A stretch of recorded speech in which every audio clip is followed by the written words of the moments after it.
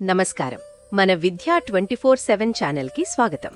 6వ తరగతి నుంచి 10వ తరగతి వరకు పాఠ్యాంశాలన్నీ తెలుగులోనే స్పష్టంగా, సులభంగా అర్థమయ్యేలా వివరించడం మా ధ్యేయం.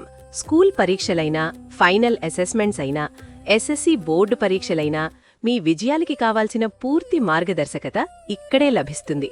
ఇక ఈరోజు పాఠంలోకి వెళ్ళిపోదాం. నమస్కారం.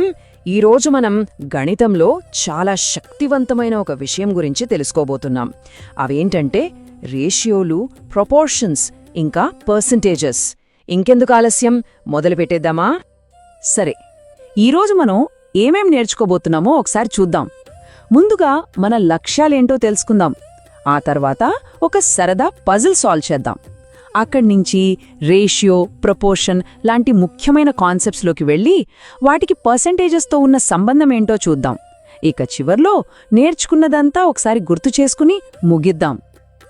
మన ముఖ్య ఉద్దేశ్యం ఏంటంటే పరిమాణాలని పోల్చడానికి, అలాగే మన నిజ జీవితంలో వచ్చే సమస్యలని పరిష్కరించడానికి రేషియోలు మనకి ఎంతగా ఉపయోగపడతాయో తెలుసుకోవడమే. ఈ సెషన్ పూర్తయ్యేసరికి ఇక్కడ కనిపిస్తున్న ఈ 4 ముఖ్యమైన పాయింట్స్ మీద మీకు పూర్తి స్పష్టత వస్తుంది. సరే, ఇక మనం అసలు విషయంలోకి వెళ్ళిపోదాం. సరే, ఇప్పుడు మనం ఒక చిన్న పజిల్తో మొదలు పెడదాం. ఇది మనకి రోజూ ఎదురయ్యేదే, కానీ కొంచెం కన్ఫ్యూజింగ్గా అనిపించవచ్చు. ఒకసారి ఊహించుకోండి, మన దగ్గర ఆరెంజ్ జ్యూస్ కాన్సంట్రేట్, నీళ్లతో కలిపిన 2 రకాల మిశ్రమాలున్నాయి. ఇప్పుడు చెప్పండి, ఈ రెండిట్లో ఏది ఎక్కువ ఆరెంజ్ ఫ్లేవర్తో, అంటే ఆరెంజీగా ఉంటుంది? ఇక్కడ చూడండి, మిక్స్చర్ ఏలో ఏమో 2 డబ్బాల కాన్సంట్రేట్, 3 డబ్బాల నీళ్లున్నాయి. ఇక మిక్స్చర్ బీలో అయితే 4 డబ్బాల కాన్సంట్రేట్, 6 డబ్బాల నీళ్లు ఉన్నాయి. రెండిట్లోనూ బీలోనే ఎక్కువగా ఉన్నాయి కదా. మరిప్పుడు ప్రశ్న ఏంటంటే, పరిమాణం ఎక్కువగా ఉంది కాబట్టి టేస్ట్ కూడా ఎక్కువ ఆరెంజీగా ఉంటుందా? ఆ పజిల్ని సాల్వ్ చేయాలంటే మనం పోల్చడం గురించి ఒక కొత్త పద్ధతిలో ఆలోచించాల్సి ఉంటుంది. సాధారణంగా మనం 2 రకాలుగా పోలుస్తాం.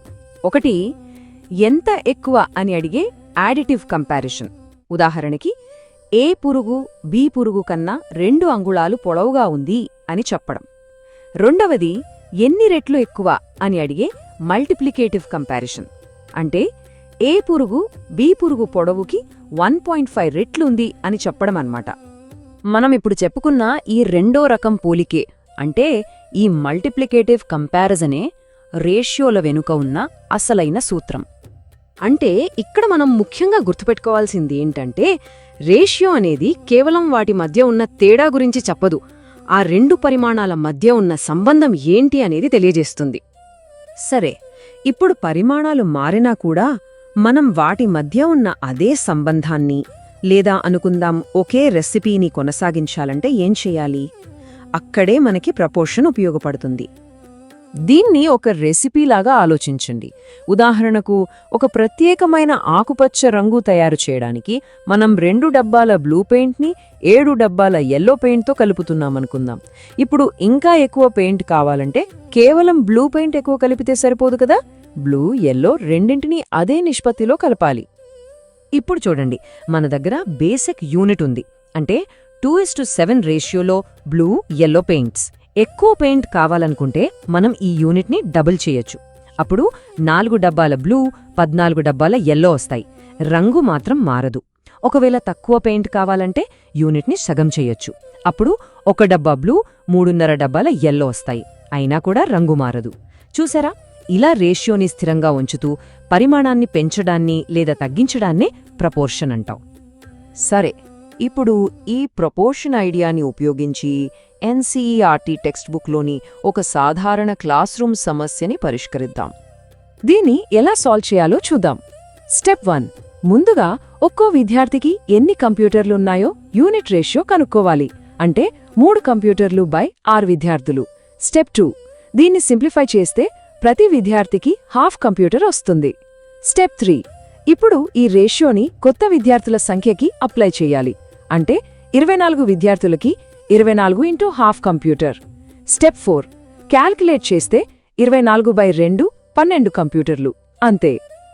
అంటే అదే రేషియోని కొనసాగించాలంటే 24 మంది విద్యార్థులకి 12 కంప్యూటర్లు అవసరం అన్నమాట. సరే, ఇప్పుడు మనం మన తర్వాతి విభాగానికి వెళదాం.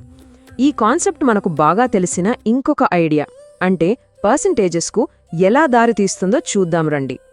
పర్సెంటేజ్ అంటే ఏంటో తెలుసా? ఇది కూడా ఒక ప్రత్యేకమైన రేషియోనే. కాకపోతే ఇక్కడ రెండవ పరిమాణం ఎప్పుడూ 100 ఉంటుంది. పర్సెంట్ అంటేనే ప్రతి 100కి అని అర్థం. ఇలా ఆలోచిస్తే పర్సెంటేజెస్ చాలా తేలికైపోతాయి. ఇది ఒక స్టాండర్డైజ్డ్ రేషియో అంతే. ఉదాహరణకు ఈ బొమ్మ చూడండి.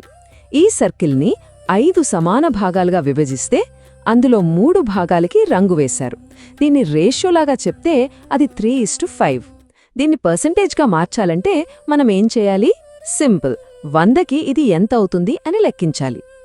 దీన్ని చేసే ప్రాసెస్ చాలా సింపుల్. ముందుగా ఫ్రాక్షన్ రాసుకోండి, 3/5. ఇప్పుడు దీన్ని 100%తో మల్టిప్లై చేయండి, అంటే 3/5 ఇంటూ 100%. క్యాల్కులేట్ చేస్తే 300/5 అంటే 60 వస్తుంది. సో మన ఫైనల్ రిజల్ట్ 60%. సరే, ఇప్పటి వరకు మనం నేర్చుకున్న ముఖ్యమైన విషయాల్ని ఒక్కసారి చకచకా గుర్తు చేసుకుని ఇంకొక ప్రాబ్లం చేద్దాం. ఈ 3 ప్రధానమైన విషయాలు బాగా గుర్తుంచుకోండి. రేషియో అనేది ఒక మల్టిప్లికేటివ్ కంపారిజన్, అంటే రెండింతలు లాంటిది. ప్రపోర్షన్ అంటే 2 సమానమైన రేషియోలు ఒక రెసిపీని పెంచినా తగ్గించినా ఒకేలా ఉండటం లాంటిది. ఇక పర్సెంటేజ్, ఇది ఒక స్పెషల్ రేషియో. ఇక్కడ రెండవ సంఖ్య ఎప్పుడూ 100 ఉంటుంది. ఇదిగోండి మీకోసం ఒక ప్రాక్టీస్ ప్రాబ్లం. మీత తన జీతంలోంచి 4,000 రూపాయలు దాచుకుంది. ఇది ఆమె జీతంలో 10% అయితే ఆమె మొత్తం జీతం ఎంత? సొల్యూషన్ చాలా సింపుల్. 10% అంటే 4,000 రూపాయలైతే 100% అంటే ఎంత?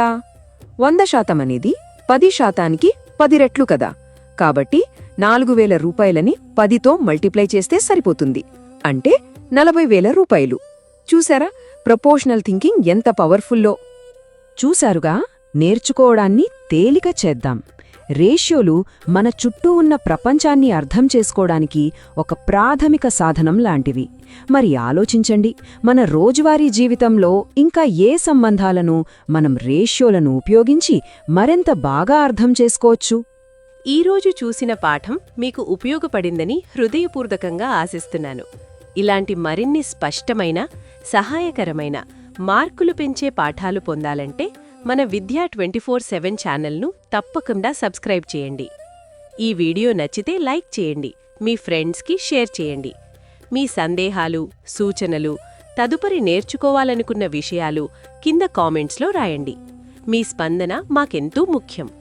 మీ ఒక్క లైక్, ఒక్క షేర్, ఒక్క కామెంట్ కూడా ఈ చదువు వెలుగును మరింత మంది విద్యార్థులకు చేరుస్తుంది. మాతో ఉండండి. మీ నేర్చుకునే ప్రయాణాన్ని ప్రతిరోజు మరింత బలంగా, మరింత స్పష్టంగా, మరింత ప్రభావవంతంగా మార్చుకుందాం. ధన్యవాదాలు.